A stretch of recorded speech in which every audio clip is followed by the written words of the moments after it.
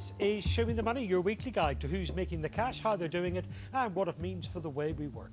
With us tonight, the picture of health. He's Peter Aldis, Chief Executive of the Holland and Barrett Health Food Stores. Also here, Mandy Haberman is the entrepreneur and inventor behind the Anyway Up Cup, and journalist Maggie Pagano writes about business at the weekend for The Independent on Sunday and for some other papers during the week. Well, will it be doom or just gloom? The latest economic growth figures are out on Wednesday. They'll tell us if we've just been through a recession or just been through a period of very low growth. Peter, there is in business not an awful lot of difference between the two of those. Where do you think we are? I think we're in a period of low growth. Certainly talking about my own company, we've had 3 or 4 years now of good growth. Expansion and solid like-for-like growth.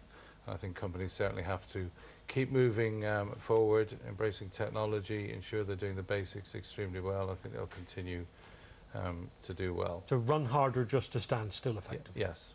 And the high street under particular pressure, of course, but we sort of expected that. Amid all that talk of rebalancing the economy away from spending, away from borrowing, that means a tougher time for you guys.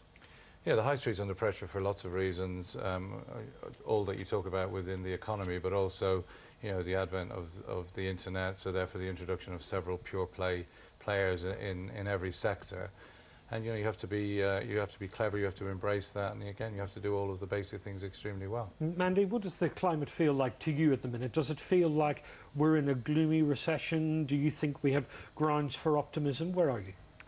I think we have to have grounds for optimism, because I think if we get too gloomy and too depressed about everything, then nobody will ever have the confidence to invest and take risks and move forward. And that's what we need to do. We need to innovate. And how is the business climate for you at the minute? Recession is not necessarily bad for your business. Well, for our particular business, it's really quite good, because what happens in a recession is people don't go out spending so much money. They stay at home, and if they stay at home, guess what? The birth rate goes up, which is good news for us. So greater demand for your products 9 months down the line, yes, or thereabouts. Maggie, not everyone in business has that particular outlook, of course, but some are doing well and some are doing badly. It's a mixed picture. It's very mixed, and I think the figures on Wednesday will show sort of 0.1 to 0.3 growth, may be stagnant, and I don't think we should be too focused on that. But there have been some good areas. Manufacturing, services and construction are picking up, and last week the unemployment numbers fell, which I think is probably the best news of all. And this is the picture that was set out by Sir Mervyn King, the Governor of the Bank of England, of a zigzag recovery. Yeah. The problem is for businesses that means it's quite an uncertain period. It's uncertain, but in a sense what they've got to do, as Mandy was saying, this is the time when we need confidence. They've got to stop being risk averse. It will only grow by businesses actually expanding. And somehow or other we've got to sort of get that mixed message across. Mandy, how do you manage uncertainty like this in your business? Well, it's always a problem. I mean, when you've got currency fluctuations, the price of oil, which affects the price of plastics, obviously it's uncertain. But for us, I mean, we're looking at bringing our manufacturing and keeping it local to us so that we can control it, so that we're not subject to the sort of issues. If you manufacture in China and then it's 6 weeks on the sea coming over, and in the meantime you're having to pay for product, and the terms that the supermarkets are asking for are very long, so it's a long time before you get your money. But you can alleviate that risk enormously by keeping your manufacture local. Okay, we'll talk about manufacturing a little bit later in the programme as well. I'm interested in whether your business is going to expand, whether you might be one of the companies talking this year about creating jobs rather than losing jobs. Yes, we're continuing to expand, have done so recently, and are continuing to look to expand in the UK and in Western Europe. We're also looking to develop jobs in the UK because we're bringing all of our sourcing back into the UK and Europe. For the reasons that Maddie has just outlined, but also because of the difficult legislative framework that we have to operate within Europe, and therefore the same type of products sourced elsewhere in the world. Yeah. I don't want to talk about sourcing now, because that's going to give the game away for later. In terms of your presence on the high street, are you planning to have more stores? Because we've seen other retailers say they can do with fewer stores nowadays. I don't think that that's. We will continue to open stores in locations where we're not, but we're probably not far away from saturation point in the UK. But absolutely, we continue to expand and open in the prime locations that we're not currently in. Okay, Peter, thank you very much. Time now for Boom or Bust. It's our quick flick through some of the stories that you might have hoped you'd missed this week, starting with a business born out of a smashing idea. This is an anger room in Dallas, in Texas. For £15 a pop, you get 5 minutes in this room that simulates an actual workplace, or if it's your preference, you can have a living area or a kitchen. As you see, it includes dummies, they're not the ones waving the bats, I'm told, mannequins, televisions and other breakable items. Pause for thought. This is Dog TV, claimed to be the first on-demand cable television channel just for your pooch. The programmes are especially shot from the dog's point of view, and the colours are changed to match a dog's vision. They also use specially written dog-friendly music, by which of course they mean bah. And finally, equality in the world of cheerleading. Somewhere in there is Sasha Hepwell, trying out for the Denver Broncos cheerleading squad. Now there he is, was the only male out of 200 people at this year's audition. Unfortunately for Sasha, he failed to make the grade this year. Not because he was a man, but because his dancing was just terrible. Let's start with Mandy on our collection of stories here, and the anger room in Dallas in Texas, a wonderful way of taking advantage of unexpected opportunity, of course, but it also raised questions as to how business and entrepreneurs should manage stress. How do you do it? Well, I'm slow to anger, but when I'm angry, I'm really quite scary, I think.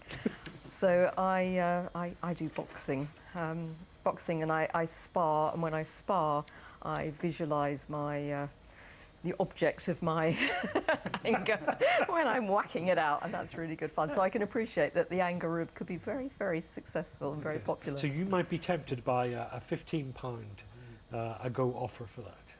15 quid, I'd pay for that. I think so, yeah. How do you deal with stress? Well, I play a lot of tennis, so actually when I sort of whack that hopefully brilliant sort of cross-court, I'm imagining all sorts of people, Declan, I couldn't possibly You're imagine. imagining faces on that board and you're not going to say who they are. Of course, if you were doing this anger room, you'd be offering £15 and then a second visit for a penny. Absolutely. How do you manage stress in your 2 to business? 1. I get frustrated and too often show it too readily, and so I know it's a particular weakness of mine, but it's amazing how the sporting is coming out in all of us, and certainly I've always played sport and always know that come the weekend I do my utmost to relax and do something that helps. But, actually, we're laughing about it because the room itself is vaguely comedic, but as an issue, this is a very serious one. Yes, it is. For businesses, you need to think about about the workload that's on your workforce, how you help them deal with that, and how you get the best from them. Yes, that's right, and we, I think all employers today are always engaging with practices that make the workplace, a place that they enjoy being, but also a bit of fun. And certainly within our own business, we try and introduce as many elements of fun as we can. And whether it's teamwork through charitable events or just fun events or summer barbecues or parties, or recognising and celebrating success, and we do that as frequently as we can. But it's tough in these times. Yes. Now, dog television, there's something that knows its market. What type of market research do you do to know who your customers are? I mean, dog television, I find that story amazing. I've got dogs myself, and in fact my wife has got chickens, ponies, ducks, you name it. So there's a whole range of television avenues you could go down. Are they regular viewers, your dogs? Well, you do notice that they will look up at certain things, and certainly if it's other dogs in there, but otherwise, no, I don't think they notice.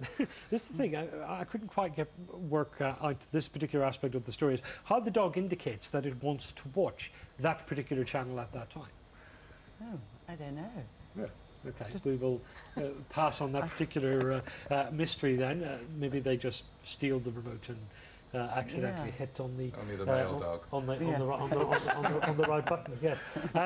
Cheerleaders. The story, I suppose, indicates that there are still gaps between men and women in the workforce after 30, 40 years of legislative change to try and erase that. They're still there.